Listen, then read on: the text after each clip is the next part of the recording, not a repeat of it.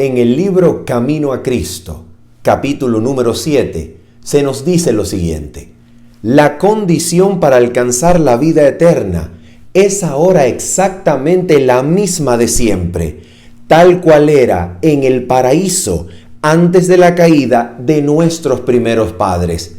La perfecta obediencia a la ley de Dios, la perfecta justicia. Y preguntamos, ¿es el ser humano capaz de semejante obediencia? Bienvenido a la lección número 7 de la Escuela Sabática.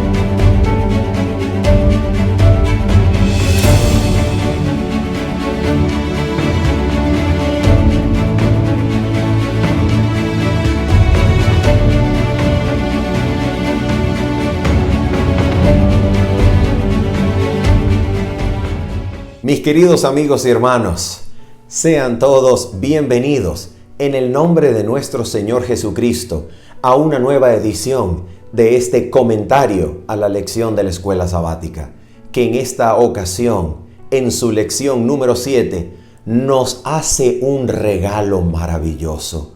Nos da la oportunidad de estudiar las Sagradas Escrituras para conocer la relación que existe entre la ley y la gracia de nuestro Señor. ¿Cuál es la relación que existe entre ellas? ¿Qué es lo que Dios espera acerca de nosotros con relación a su perfecta ley cuando introduce su gracia en el mundo? Es la gracia de Cristo un método, una forma de excusar y esconder los pecados pequeños, o es la gracia de Cristo suficiente para hacernos vencedores por encima de nuestros pecados? ¿Cuál será la respuesta a esta pregunta? Esto es lo que nosotros queremos hacer en esta ocasión. Y antes de orar, para que el Espíritu de Dios nos ayude a responder semejante pregunta, queremos recordarte que este comentario que estás escuchando en este momento tiene un complemento totalmente en vivo. ¿Cuándo? Es el día sábado a las 8 de la mañana, hora de Venezuela, para que si usted tiene alguna pregunta o inquietud, nos pueda acompañar y usted será bienvenido con su pregunta, la cual intentaremos responder en el temor de Dios y por la gracia de nuestro Señor. Así que les esperamos el sábado a las 8 de la mañana, hora local de Venezuela. Sean todos bienvenidos. Muy bien, vamos entonces a orar en el nombre de nuestro Señor Jesús para que podamos tener la iluminación del Espíritu Santo para responder las preguntas formuladas al inicio de nuestro comentario. Vamos entonces a orar en esta oportunidad. Nuestro Padre Celestial, bondadoso y eterno Señor, nosotros no podemos comprender ni responder a estas preguntas sin tu ayuda oportuna, Señor. Tu ayuda, tu socorro, la iluminación de tu Santo Espíritu, Señor, es lo que necesitamos en esta hora. Y en Cristo, escondidos en Cristo, delante de tu trono, Señor, cubiertos con los méritos perfectos de la justicia completa y perfecta de Cristo, nos atrevemos a decirte hoy: cumple, Señor, tu promesa para nosotros. Envía tu Espíritu para que dirija nuestras mentes y corazones y podamos contemplar la verdad que es en Jesús, para que al contemplarlo a Él y a su verdad, seamos transformados de gloria en gloria a la misma imagen de Cristo. Te lo pedimos, Padre Santo, en el nombre precioso de Cristo, nuestro Señor. Amén. Bien, queridos hermanos, quisiera por favor invitarles a que podamos abrir nuestras Biblias en el libro de Deuteronomio. Vamos a mirar el libro de Deuteronomio en el capítulo número 10, en ocasión de lo que Moisés registra como la renovación del pacto de Dios para con su pueblo. Noten esto. De acuerdo con la Biblia, en el monte Sinaí, Dios prometió su pacto para el pueblo. Pero el pueblo, lamentablemente, no percibiendo, no comprendiendo la pecaminosidad de su propio corazón y su absoluta y completa incapacidad para obedecer la ley de Dios, el pueblo se apresuró y pronunció las palabras: todo lo que Jehová ha dicho haremos y obedeceremos. Dios entonces, en su infinita misericordia y bondad, permitió que así el pueblo concertara un pacto con Dios, que luego, pocas semanas después, quedaría totalmente roto, invalidado, simbolizado por aquel acto de Moisés cuando descendía del monte, lanzando las tablas en tierra y partiéndolas.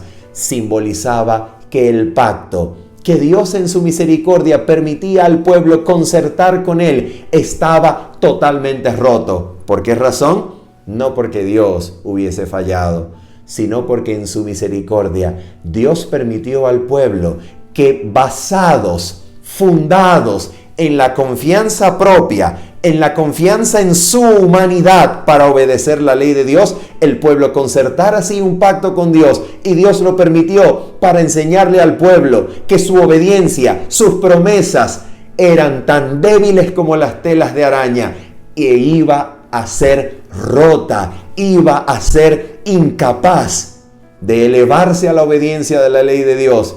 Y como prueba, el pueblo se postró en adoración terrible ante un becerro de oro, cometiendo el mismo pecado que la ley del Señor alerta, prohíbe, amonesta en contra de él en su primer mandamiento de la ley de Dios. Al postrarse idolátricamente delante del becerro de oro, el pueblo rompía el pacto que había concertado con su Dios.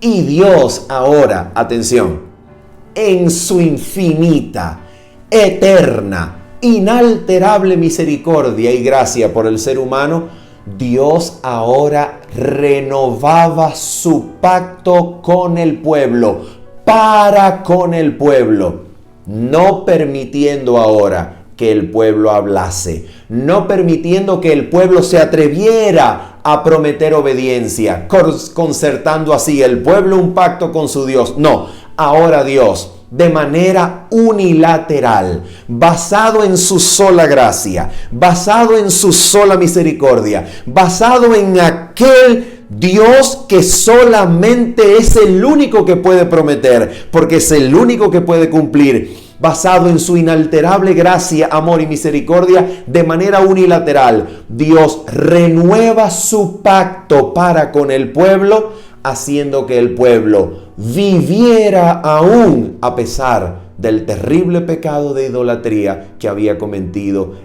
en los bordes de la montaña del Sinaí. Dios renovaba su pacto basado en su propia promesa, la que le había hecho a Adán, la que le había renovado a Abraham y confirmado a los padres, Isaac y Jacob. No basado ahora en la promesa de obediencia del pueblo, sino en su propia gracia, su propia promesa, su propio juramento, su propia e inalterable misericordia para con la raza humana. Dios renovaba su pacto para con el pueblo, haciendo al pueblo receptor de un pacto que se manifiesta como una promesa, un juramento inalterable de parte de Dios para con su pueblo, que nos hace a nosotros, a todos los que queramos recibirlo, nos hace beneficiarios pero no parte constituyente del mismo. Eso es lo que hace Deuteronomio capítulo número 10. Deuteronomio capítulo número 10 nos dice esto en las siguientes palabras. Atención, Deuteronomio capítulo número 10, versículo número 1 dice así: en aquel tiempo Jehová me dijo, lábrate 2 tablas de piedra como las primeras, y sube a mí al monte, y hazte un arca de madera, y escribiré en aquellas tablas las palabras que estaban en las primeras tablas que quebraste, y las pondrás en el arca. Esas tablas que no serían de nuevo quebradas por Moisés, sino que serían puestas en el arca de madera de acacia, forrada con oro, que iba a descansar en el lugar santísimo del santuario terrenal. Esas tablas las escribiría Dios por su propia voluntad, sin haber esperado palabra de promesa de parte del pueblo, porque estas tablas no volverían a quebrarse, porque no simbolizaban ahora un pacto que el pueblo había concertado con Dios. Por eso nunca se iban a romper, porque estas tablas simbolizaban el pacto eterno que depende y es garantizado solamente por la fuerza, por la promesa, por la palabra, por el juramento y por la fidelidad de Dios y no del hombre. Nota esto ahora. En este contexto, en el contexto del pacto renovado para el pueblo de parte de Dios de manera unilateral, que no pregunta al pueblo si está dispuesto a obedecer, que no espera que el pueblo prometa, sencillamente Él toma la iniciativa, actúa, restaura la promesa y restituye las tablas que jamás serán rotas de nuevo, porque este pacto no es símbolo del pacto antiguo, roto, quebrantado por Moisés, simbolizado por el quebrantamiento de las tablas, sino que ahora estas tablas representan y simbolizan el pacto eterno entre Dios el Padre y su Hijo, que garantiza la fidelidad, el amor, la misericordia inalterable de Dios para la raza humana. En este contexto, mira lo que dice ahora Deuteronomio capítulo 10, versículo 12. Dice así: ahora pues, Israel, ¿qué pide Jehová tu Dios de ti? Sino que temas a Jehová tu Dios, que andes en todos sus caminos, y que lo ames y sirvas a Jehová tu Dios con todo tu corazón y con toda tu alma, que guardes los mandamientos de Jehová y sus estatutos que yo te prescribo hoy, para que tengas prosperidad. En este contexto, ¿qué es lo que Dios demanda del pueblo? Dios demanda del pueblo todo su corazón, toda su alma, todas sus fuerzas, y demanda obediencia total a los mandamientos que Él ha enseñado al pueblo. Pero ¿cuál es el problema? ¿Cuál había sido el problema que causó la idolatría del pueblo en el monte Sinaí, que hizo que las primeras tablas que simbolizaban en el antiguo pacto fuesen rotas, mostrando que el pacto había sido roto también? ¿Cuál había sido el problema? Deuteronomio capítulo número 9, versículo 24 nos dice exactamente cuál había sido el problema. Deuteronomio 9, versículo 24 dice lo siguiente: rebeldes habéis sido a Jehová desde el día que yo os conozco. Nota lo que Moisés le dice al pueblo. Moisés le dice al pueblo: pueblo, desde que yo te conozco, tú eres rebelde delante de Jehová. Pregunto, ¿esta rebeldía del pueblo de Israel es igual a la condición del corazón humano irregenerado? Absolutamente sí. El ser humano en su corazón irregenerado es rebelde delante de Jehová, es rebelde delante de Dios. El ser humano es absolutamente débil, rebelde, incapaz en su propia fuerza, en el estado natural y carnal de su propio corazón, el ser humano es incapaz de obedecer a Dios. El corazón natural, carnal y regenerado, dejado a sí mismo, no procura elevarse en las alturas de la obediencia, sino que se degrada más y más, y se corrompe y se pudre en la práctica del pecado. El corazón humano es rebelde, como lo diría el profeta Jeremías, es engañoso, es perverso. ¿Quién lo conocerá? Entonces acá viene la pregunta. Si el corazón humano, si la condición humana irregenerada, natural, débil, carnal, es así, que nos hace imposible obedecer la ley de Dios en nuestra propia fuerza, por nuestras propias intenciones, por nuestra determinación, por nuestra voluntad, con nuestros propios medios. Si es imposible para nosotros obedecer, entonces, ¿qué es lo que Dios intenta hacer con nosotros? ¿Qué es lo que su gracia hace con nosotros? Mira lo que contiene el libro de Deuteronomio, capítulo número 10, en el mismo contexto de la renovación del pacto de Dios para con su pueblo que hemos estado mencionando. Mira lo que contiene Deuteronomio, capítulo número 10, versículo número 16. Atención con este pasaje, por favor, porque este pasaje es totalmente clave e importante en el libro de Deuteronomio, y vamos a mirar que es absolutamente clave en el Nuevo Testamento. Mira lo que dice Deuteronomio capítulo 10, versículo 16. Dice así: circuncidad pues el prepucio de vuestro corazón y no endurezcáis más vuestra cerviz. Nota por favor lo que el pasaje dice.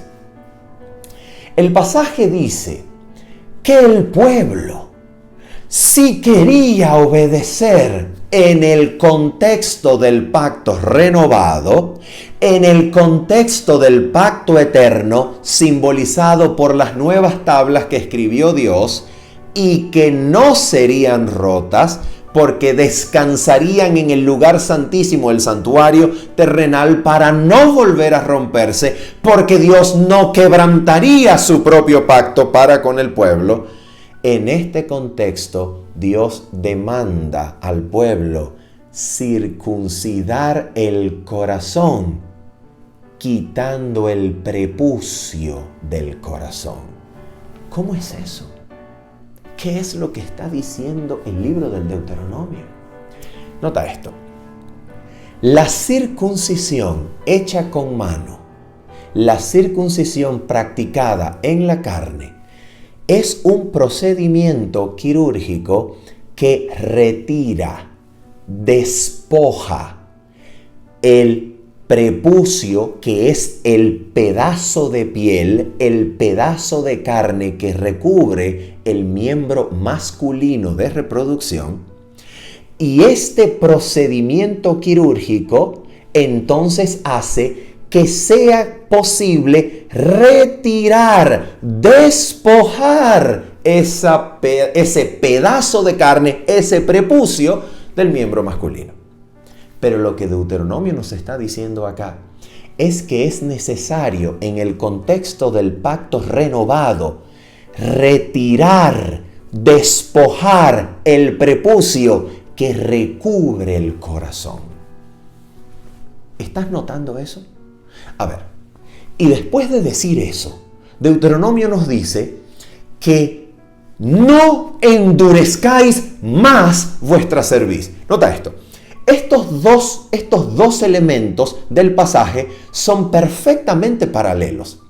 Ahora, esto quiere decir que retirar el prepucio del corazón por medio de la circuncisión del corazón equivale o es lo mismo a hacer capaz al pueblo de doblar la cerviz delante del Señor. Porque el problema que revela el versículo 16 es que el pueblo tiene endurecida la cerviz. ¿Qué cosa es la cerviz? La cerviz es la parte dorsal del cuello formado por algunas vértebras que permite que hagamos esto, que doblemos el cuello. Lo que está diciendo el pasaje es que el pueblo tiene la cerviz endurecida y no puede doblar el cuello delante del Señor, es decir, no puede someterse, no puede doblegarse. El pueblo no puede someterse bajando su cabeza delante de su Dios. ¿Y por qué? Porque el corazón del pueblo está recubierto por un prepucio que hay que quitarlo por medio de la circuncisión, atención, que no se hace con mano. Porque la circuncisión hecha con manos retira el prepucio del órgano masculino. Pero la circuncisión del corazón retira el impedimento, el prepucio del corazón para que el pueblo pueda doblar la cerviz y someterse a su Dios. ¿Qué cosa es eso? ¿De qué estamos hablando acá? ¿Qué quiere decir Deuteronomio con todo esto?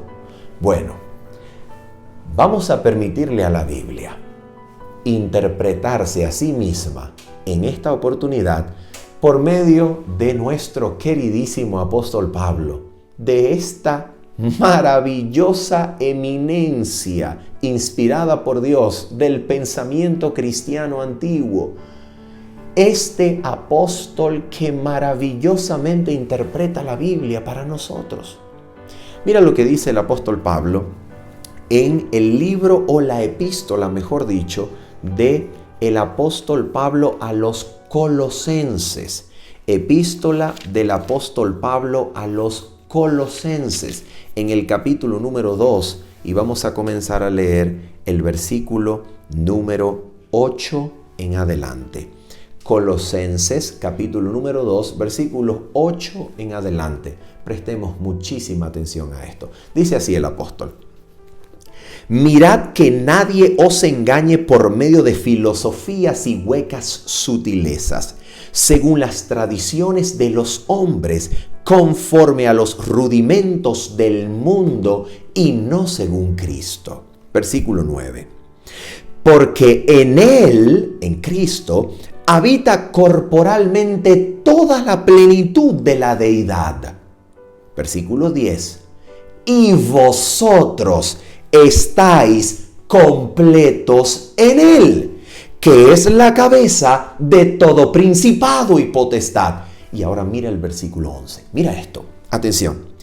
En Él, es decir, en Cristo, en quien habita la plenitud de la deidad, en Él también fuisteis circuncidados. ¿Con qué circuncisión? Mira esto. Con circuncisión no hecha a mano. ¡Oh! El pueblo de Dios en Cristo ha sido circuncidado por medio de una circuncisión que no es hecha con mano, es decir, nos retira el prepucio del miembro masculino, nos retira eso. ¿Qué es lo que hace entonces la circuncisión de la cual habla el apóstol, con la cual fuimos circuncidados en Cristo? Mira lo que dice, atención. Al echar, la palabra griega ekduo es la palabra que significa despojar, retirar, eliminar. Nota esto. Al echar, despojar, ekduo, al echar, retirar, despojar de vosotros, ¿qué cosa? Mira lo que dice. El cuerpo pecaminoso carnal. En el griego del Nuevo Testamento, la palabra pecaminoso no se encuentra, sino que dice, al echar, al despojar de vosotros el cuerpo de carne. Oh, ¿qué es lo que está diciendo la Biblia? Nota cómo le llama, en la circuncisión de Cristo. Quiere decir que en la circuncisión de Cristo, al creyente que se encuentra en Cristo, se le despoja, se le retira, no el prepucio de su órgano reproductor, sino que se le despoja, se le retira el cuerpo de carne. Oh, ¿cómo es esto? ¿A qué se refiere la Biblia con esto? Mira lo que dice que significa la circuncisión de Cristo, el siguiente versículo. Versículo número 12. Atención. Sepultados con Él, sepultados con Cristo, atención, sepultados con Él en el bautismo, en el cual fuisteis también resucitados con Él. Nota esto. Lo que la Biblia está diciendo acá por medio del apóstol Pablo, inspirado por el Espíritu Santo, es que en el bautismo nosotros somos sepultados, enterrados juntamente con Cristo. Y en esa misma ocasión también somos resucitados juntamente con Él. Oh, ¿y qué es lo que ocurre? Atención. Mediante la fe, mira lo que ocurre, mira, gracias a lo cual esto de muerte y resurrección ocurre en el bautismo. ¿Gracias a qué? Escucha, mediante la fe, no lo hace el agua, atención, no es un sacramento en el sentido en que el objeto imparte gracia de manera sobrenatural, no, sino que es mediante la fe que ocurre esto. ¿Fe en qué? Escucha esto. Mediante la fe en el poder de Dios que le levantó de los muertos. ¿Cuál es el poder de Dios que levantó de los muertos a Jesucristo? Romanos capítulo 8, versículo número 11. Vamos a leerlos rápidamente para que verifiquemos. Romanos capítulo 8, versículo 11 dice, y si el espíritu de aquel que levantó de los muertos a Jesús mora en vosotros, el que levantó de los muertos a Cristo Jesús vivificará también vuestros cuerpos mortales por su espíritu que mora en vosotros. Entonces, mediante la fe en el poder de Dios que le levantó de los muertos, según Romanos 8:11, es mediante la fe en el Espíritu de Dios que levantó de los muertos a Jesús y también puede vivificar nuestros cuerpos mortales por su Espíritu que ahora mora en nosotros. ¿Te das cuenta? Entonces, la circuncisión de la cual habla el apóstol, que es la circuncisión de Cristo, es la resurrección del cuerpo de carne para que ahora el Espíritu de Dios viva en este cuerpo, haciendo que ya el cuerpo no domine la experiencia del creyente con sus deseos y pasiones, sino que ahora el Espíritu domine la experiencia por medio de su poder. Oh, y ahora mira lo que dice, versículo número 13. Y a vosotros, escucha porque es importante esta circuncisión del corazón, la circuncisión de Cristo, hecha por el Espíritu de Dios. Escucha esto. Y a vosotros, estando muertos en pecados y en la incircuncisión de vuestra carne, aquí está el problema. El problema es que en nuestra carne, el problema es que en nuestra humanidad, el problema es que en nuestro corazón natural de carne y regenerado, se nos hace imposible obedecer la ley de Dios. Pero la circuncisión de Cristo, que ocurre gracias a su muerte y resurrección, porque es por el poder de Dios que Cristo muere y por el poder de Dios, por su Espíritu que Cristo resucita, mediante la circuncisión de Cristo, nosotros que estábamos muertos en nuestros pecados y éramos incircuncisos en nuestra carne, en otras palabras, rebeldes, incapaz de doblar nuestra cerviz delante de Dios, en sumisión delante de Dios, en nuestra condición, ¿qué fue lo que sucedió? Mira lo que ocurre.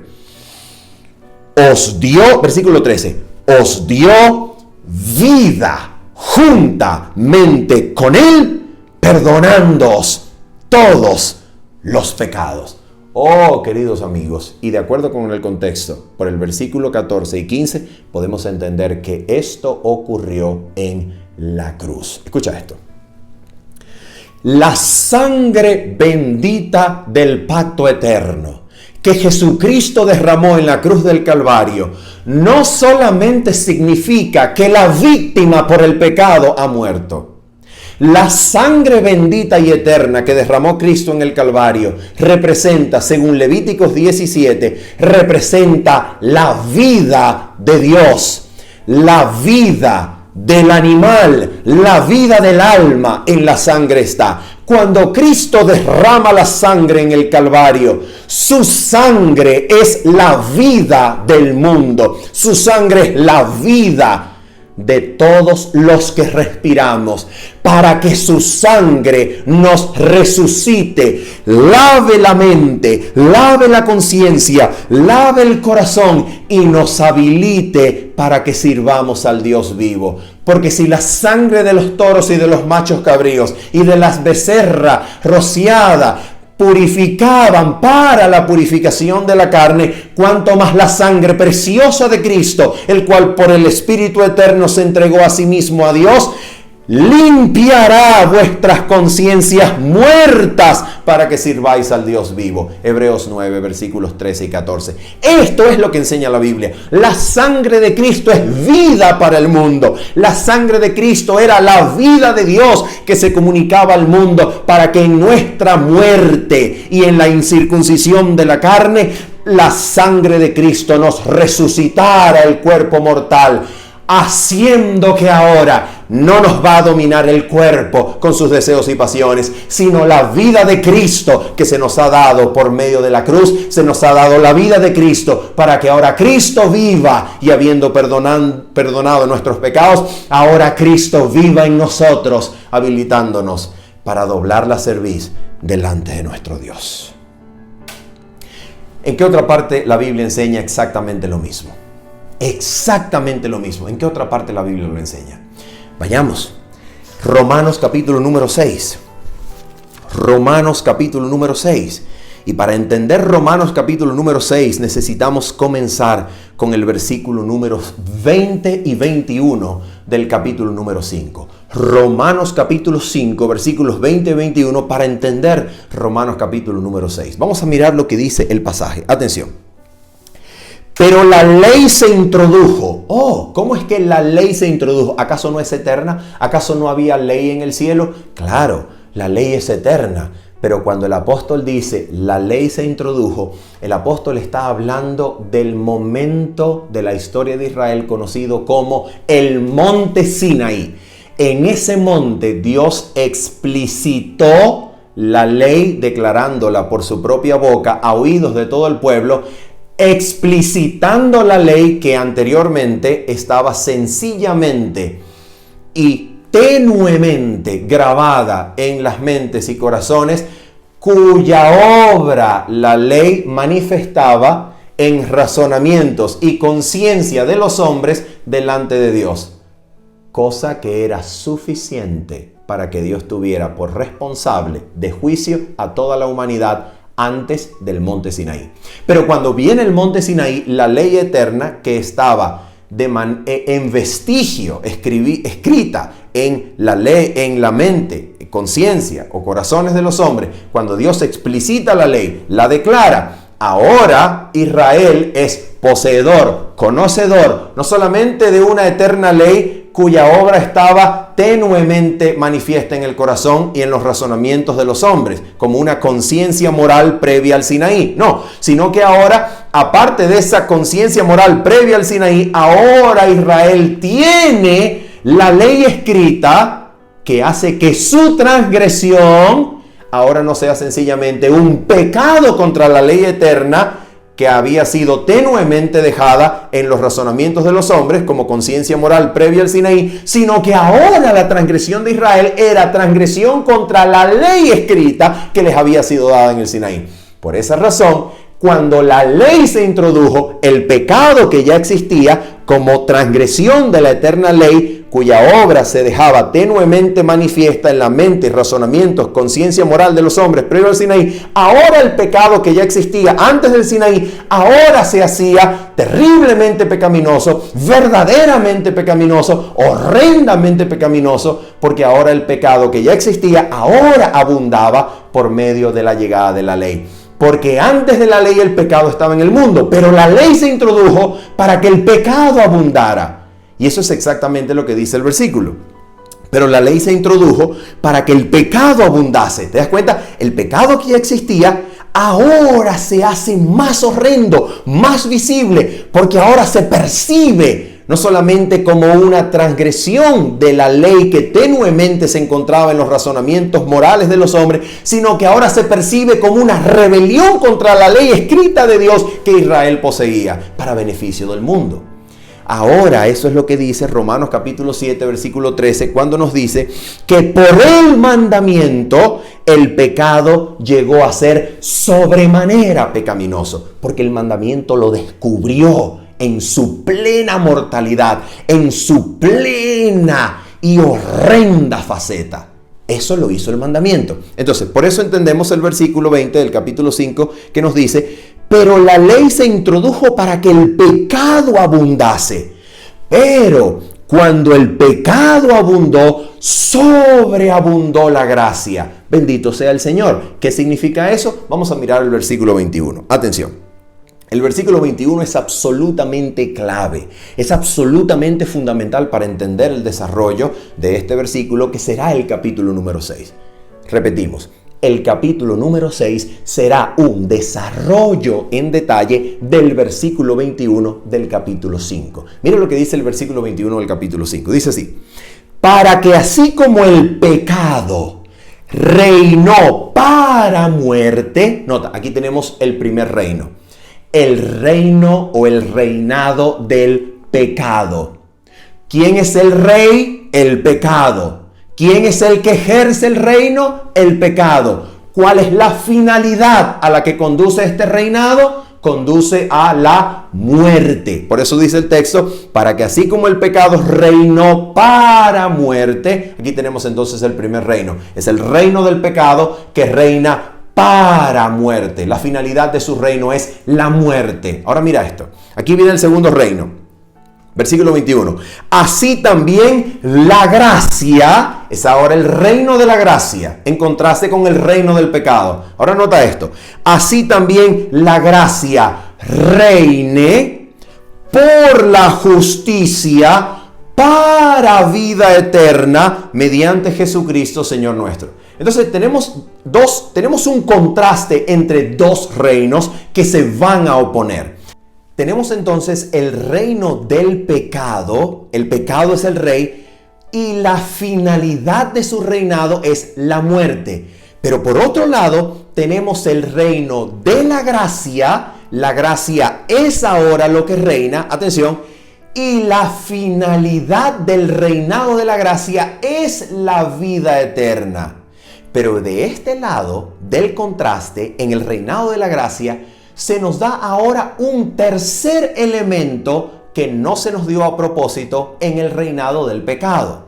Y es que en el reinado del pecado solamente nos da quien reina y la finalidad de su reino: el pecado para muerte. Pero ahora en el reinado de la gracia se nos da quien reina, dice que es la gracia mediante Jesucristo, y su reinado es para vida eterna. Pero ahora se nos da el tercer elemento: por la justicia para vida eterna.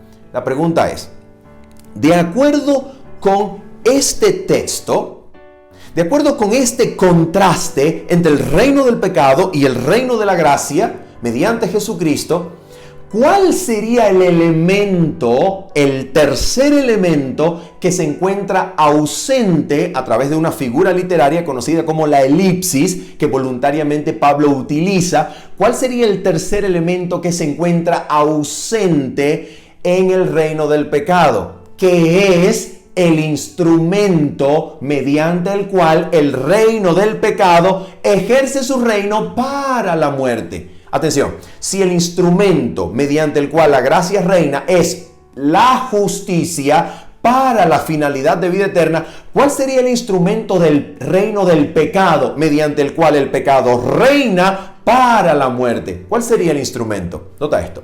Voluntariamente el apóstol Pablo ha omitido este tercer elemento del reino del pecado, el instrumento mediante el cual el pecado reina para la muerte. ¿Y por qué razón voluntariamente el apóstol Pablo ha omitido este tercer elemento? La razón por la cual Pablo ha omitido este tercer elemento es para desarrollarlo en el capítulo número 6. Y en el capítulo número 6, entonces, atención, vamos a encontrar cuál es el instrumento que como tercer elemento del reinado del pecado para la muerte, el pecado usa. ¿Cuál es el instrumento del reino del pecado para llevar a la muerte eterna? En el capítulo 6 encontraremos cuál es el instrumento entonces del reino del pecado y vamos a mirar cómo la gracia lo doblega, cómo la gracia por medio de Cristo lo puede doblegar para que al doblegarlo el pecado ya no vuelva a enseñorearse, ya no vuelva a reinar sobre nosotros. Vamos a mirar entonces el desarrollo de este texto en el capítulo número 6. El capítulo número 6 de Romanos entonces comienza diciendo así: ¿qué pues diremos?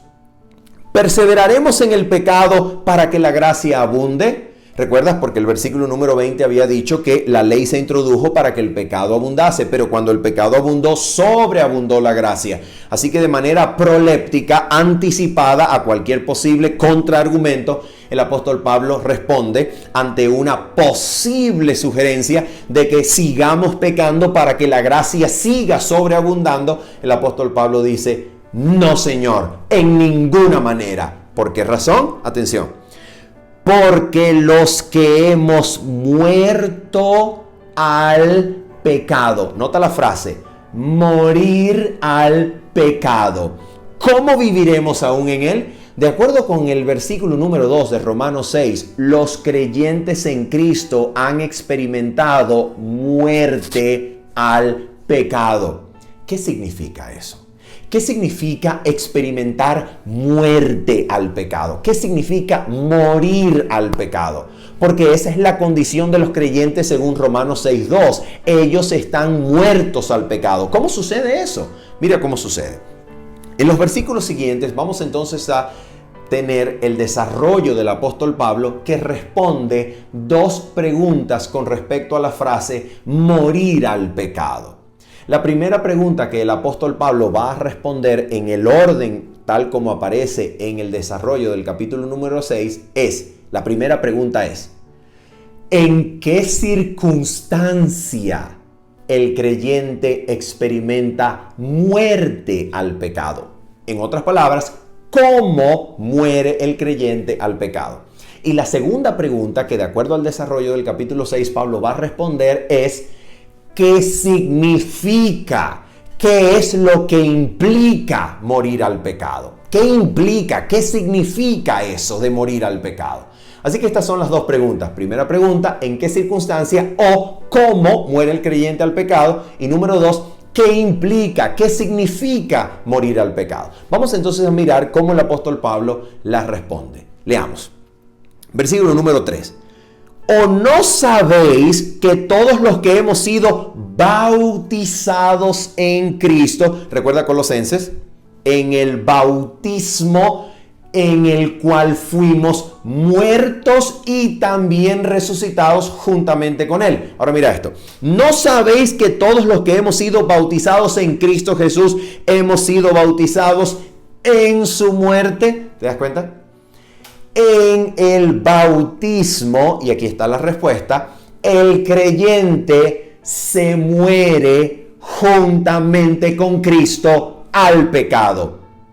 El creyente en su bautismo experimenta muerte al pecado, así como Cristo murió al pecado una vez para siempre. ¿Dónde dice eso la Biblia? Romanos 6:10.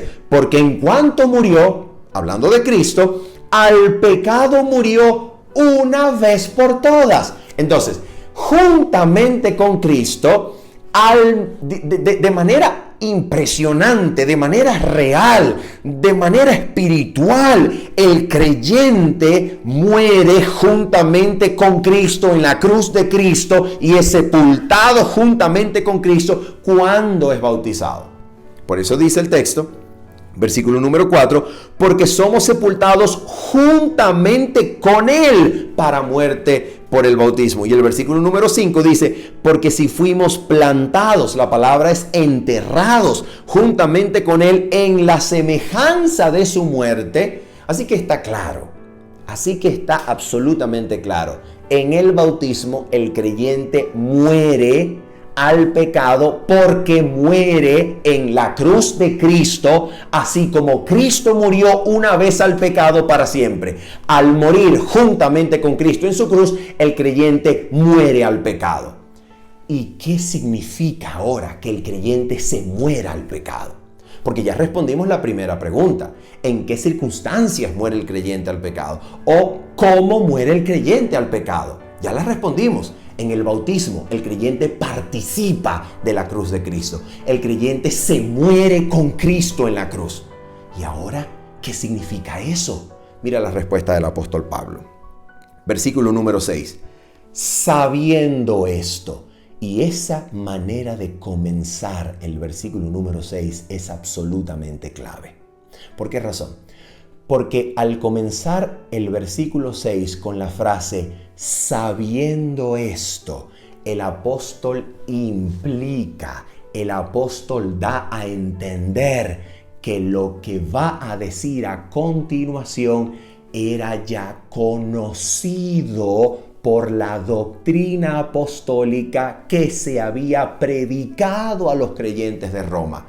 En otras palabras, él da a entender con la frase sabiendo esto que lo que va a decir era conocido porque era parte de la doctrina apostólica que él y los apóstoles de Cristo predicaban en el seno de la iglesia temprana. Mira esto, sabiendo esto, versículo 6, que nuestro viejo hombre fue crucificado juntamente con él. Y aquí está la implicación, aquí está el significado de morir al pecado. ¿Qué significa? ¿Qué implica? Mira la respuesta. Para, ¿recuerdas Colosenses?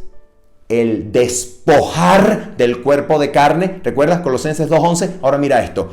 Para que el cuerpo del pecado, Colosenses lo llama el cuerpo de carne, seas retirado, despojado, echado de vosotros en la circuncisión de Cristo.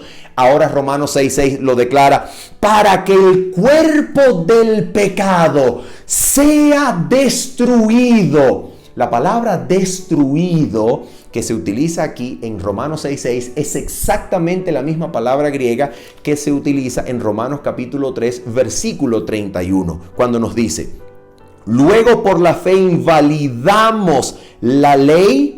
La palabra invalidar en Romanos 3:31 es la misma palabra destruir en Romanos 6:6. ¿Cómo podemos entonces interpretar esta palabra? Lo que le sucede al cuerpo de carne, lo que le sucede al cuerpo de pecado en el bautismo no es que es eliminado. No es eliminado el cuerpo de pecado, sino que es invalidado, es anulado. Cuando esta palabra se aplica a una ley, quiere decir que la ley pierde su jurisdicción sobre alguien. En otras palabras, el cuerpo de pecado, el cuerpo de carne de Romanos 6:6 y de Colosenses 2:11 es anulado, es invalidado. En otras palabras, pierde su poder, su jurisdicción sobre nosotros. Y esto ocurre por la fe en el poder que levantó a Cristo de los muertos. Y dice, ¿para qué? Para que el cuerpo de pecado, ese mal corazón, ese perverso corazón, esa debilidad humana, esa naturaleza caída, esa naturaleza pecaminosa, esa rebeldía del corazón irregenerado. A ver, ¿qué es lo que le pasa? ¿Qué es lo que le sucede? Se elimina su poder sobre nosotros, se anula su jurisdicción, se destruye su dominio. No es que deja de existir, porque el cuerpo de carne todavía nos acosa con deseos y pasiones, pero su dominio es perdido, porque ahora quien ha muerto con Cristo en el bautismo resucita juntamente con Cristo. ¿Para qué? Versículo 6. A fin de que no sirvamos más al pecado. Por eso dice la Biblia en Romanos capítulo 6, versículos 11 al versículo 14, lo siguiente. Prestemos suficiente atención. Mira esto, cuidadosa atención con estos versículos. Romanos 6, 11 al 14. Ahora viene. ¿Qué significa entonces la gracia en el contexto del pecado? ¿Qué significa la gracia para este corazón malo? ¿Qué significa? Mira lo que significa. Versículo 11 al 14 de Romanos 6. Así también vosotros, consideraos muertos al pecado. Pero vivos para Dios en Cristo Jesús, Señor nuestro. Voluntariamente y a propósito, suprimimos la segunda parte del versículo 4 de Romanos 6. La segunda parte es la clave. Escucha esto. Porque somos sepultados juntamente con Él para muerte por el bautismo, a fin de que como Cristo resucitó de los muertos por la gloria del Padre, así también nosotros andemos en vida nueva. ¿Te das cuenta? En el bautismo entonces, por la fe en el poder de Dios que levantó a Cristo de los muertos, en el bautismo el creyente muere al pecado, porque al participar de la cruz de Cristo, el creyente muere al pecado, así como Cristo murió al pecado una vez y para siempre. Y esto significa que el creyente participa de la muerte de Cristo, que fue una muerte para despojar y quitarle el dominio al cuerpo de pecado con sus deseos y pasiones sobre nosotros, sobre la humanidad. Cuando Cristo muere, hace posible que nosotros en nuestro bautismo muramos a lo que nos dominaba, muramos a los deseos y pasiones, muramos al dominio del cuerpo de pecado y resucitemos juntamente con Cristo a una vida nueva. La vida que sale del bautismo es una vida que lleva a Cristo adentro, y ahora Cristo adentro puede vivir la vida agradable delante del Padre. ¿Te das cuenta? Ahora Cristo, viviendo en nosotros por el mismo poder de la resurrección con el que Él resucitó, el Espíritu Santo ahora puede vivir su vida santa en nosotros, haciendo que el corazón sea regenerado, sea cambiado, sea transformado, y ahora quien vive no sea yo, sino Cristo en mí. Y cuando Cristo vive en mí, entonces Cristo se encarga de cumplir la ley completa y perfectamente. Mientras yo se lo permita, mientras yo no me oponga, mientras yo ceda ante la influencia amorosa de Cristo que me atrae a Él cada día, Cristo puede hacer en mí, por su gracia, una vida de constante obediencia. Pero es Cristo, y solo Cristo, no nosotros. Ahora mira esto, termina diciendo entonces, versículo 12 de Romanos 6, no reine pues el pecado en vuestro cuerpo mortal, de modo que lo obedezcáis en sus concupiscencias, ni tampoco presentéis vuestros miembros al pecado como instrumentos de iniquidad. Aquí está el tercer elemento que en el versículo 21 del capítulo 5 no apareció. El pecado reinaba. Versículo número 12. Por medio de las concupiscencias del cuerpo. El pecado reina sobre la humanidad para muerte por medio del instrumento que son sus deseos y pasiones. Pero cuando nosotros morimos con Cristo en la cruz, cuando nosotros resucitamos con Cristo, entonces por la fe en el poder que lo levantó de los muertos, ahora el Espíritu resucita nuestros cuerpos mortales de manera que ya no lo obedecemos en sus deseos y pasiones, sino que ahora el Espíritu hace todo lo que es agradable delante de Dios, dominando sobre los deseos y pasiones. Por eso dice Gálatas capítulo número 5, versículo número 16, lo siguiente. Gálatas capítulo número 5, versículo 16 nos dice lo siguiente. Digo pues, andad en el Espíritu y no satisfagáis los deseos de la carne. ¿Y cómo es esto posible? Versículo 24. Porque pero los que son de Cristo han crucificado la carne con sus pasiones y deseos. ¿Te das cuenta? Entonces, el reinado del pecado, que por medio de los deseos y pasiones reina para muerte, ahora se le quita el dominio, se le quita su poder. Por eso dice el versículo número 12, no reine pues el pecado en vuestro cuerpo mortal. Y termina diciendo el versículo 14 lo siguiente, porque el pecado no se enseñoreará de vosotros. ¿Por qué? Porque no estáis bajo la ley, sino bajo la gracia.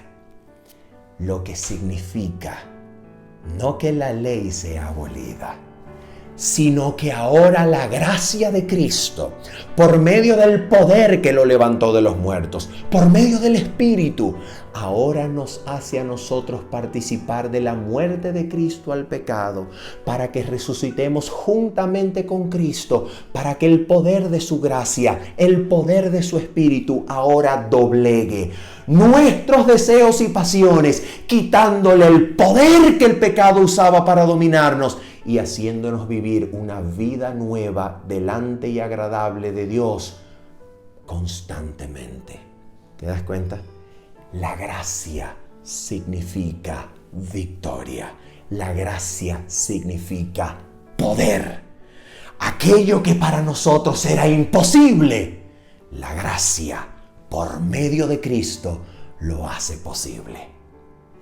Habiendo dicho esto y esperando que este comentario haya sido para tu crecimiento y desarrollo en la gracia de Cristo, se despide de ti tu servidor Manuel Ospino, recordándote nuestra cita para el sábado totalmente en vivo a las 8 de la mañana, hora de Venezuela, y diciéndote en esta hora, bendiciones. Chao, chao.